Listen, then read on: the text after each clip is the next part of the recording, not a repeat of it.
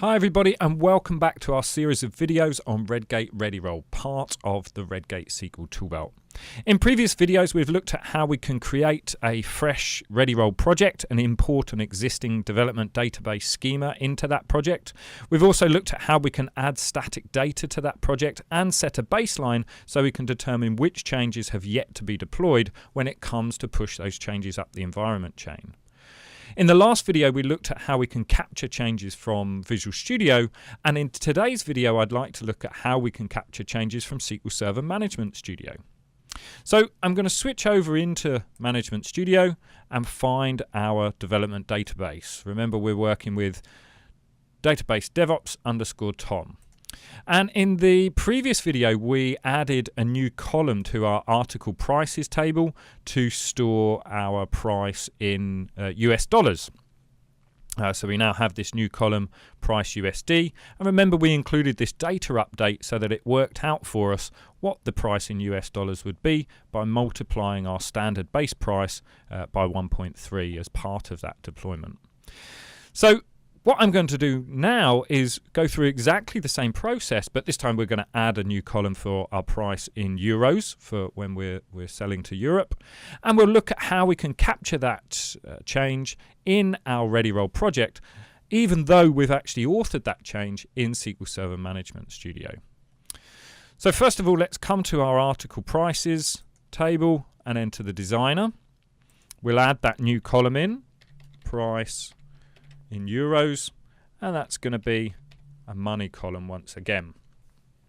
Once we've made that change, we can then switch over into Visual Studio and refresh our ReadyRoll window at the bottom here.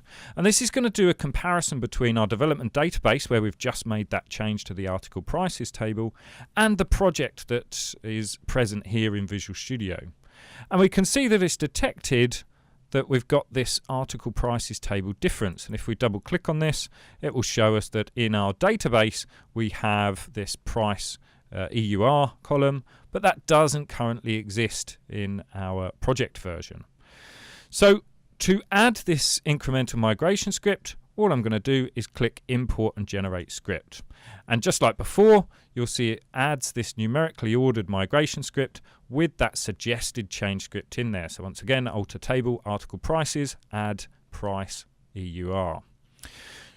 Again, just like before, we can actually amend this script so that we can include any logic that we need to upon deployment. So I'm going to add an update to set our update our article prices to set our price EUR column equal to our price column multiplied by the exchange rate 1.1, and add go. Also, just like before, we can actually change the name of this migration script so that it's a little bit more meaningful for us. So previously we had added price USD. This time I'm going to have added price EUR. And there we go. That's all there is to it for capturing that change that we made in SQL Server Management Studio into our ReadyRoll project. The only thing that hasn't occurred yet, of course, is the update of that price column to be set to the new value. But I can just highlight this line of text here and run that query in isolation, and then tell the ReadyRoll project that this has actually already been deployed. Now if we refresh and verify our script, we'll see that everything's in order and everything's synchronized together, and we have no changes to import. So that's how easy it is to capture changes made in SQL Server Management Studio in your Redgate ReadyRoll database project. So please join me in future videos where we'll look at some of the more advanced features of Redgate ReadyRoll, such as programmable objects and the offline schema model. Thanks very much.